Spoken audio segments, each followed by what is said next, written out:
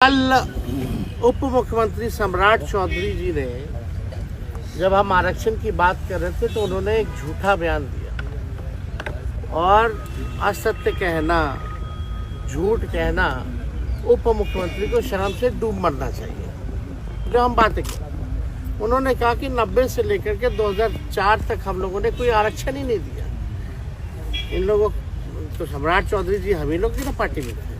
पहली बार तो लालू जी ना इनको टिकट दे करके जिताए, मंत्री भी बनाए, वो क्या क्या हंगामा हुआ तो सब लोग जान रहा है। लेकिन उनको कम से कम जानकारी होनी चाहिए कि लालू जी की सरकार ने, राबड़ी जी की सरकार ने कितना आरक्षण लोगों को दिया। उनको इतिहास पता होना चाहिए।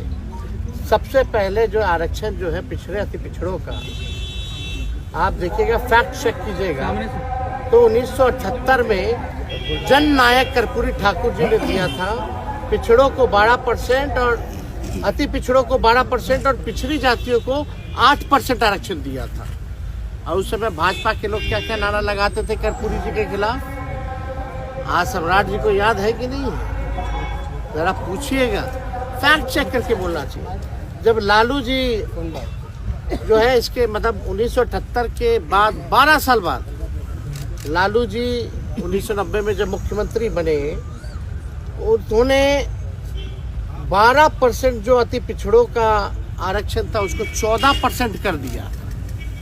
और ठीक उसके 10 साल बाद यानी 90 से 2000 में जब राबड़ी देवी जी प्रथम महिला मुख्यमंत्री जब मुख्यमंत्री बनी, झारखंड जब अलग हुआ, तो आप देखिएगा आरक्षण जो 14% जो अति पिछड़ों का था उसको बढ़ा करके 18% जो है करने का काम किया। और 2005 में आप देखिएगा कि सरकार हटने के बाद 2005 में नीतीश कुमार मुख्यमंत्री बने, उसके बाद से SC, ST, OBC आरक्षण की सीमा कभी नहीं बढ़ाई गई। और ठीक कब बढ़ा? जब हमारी 17 महीने की सरकार थी। तो ये जानकारी होनी चाहिए। हम लोगों ने 65% किया पिछड़ों का, अति पिछड़ों का। यानी जब कर्पूरी जी ने शुरुआत की, लालू जी ने, राबड़ी देवी जी ने बढ़ाया। और जब हमारी महागठबंधन की 17 महीने की जब सरकार थी तो हम लोगों ने 65% करने का काम किया। लोग कहते हैं पंचायती राज वाला, तो पंचायती राज वाला तो प्रस्ताव हम ही लोगों की सरकार ने, राबड़ी देवी जी की सरकार ने बनाया था। कोर्ट में फंसा हुआ था, बाद में कोर्ट से निरस्त हुआ तो मुख्यमंत्री जी ने लागू किया, जो पंचायतों में जो अति पिछड़ों का आरक्षण था। और सच्चाई जान जानी चाहिए। आज जिसके दम पर राजनीति में है सम्राट चौधरी, मंडल कमीशन लागू कराने में लालू जी का योगदान नहीं भूलना चाहिए। लालू जी के चक्कर में BP सिंह जी को गाली खाना पड़ा।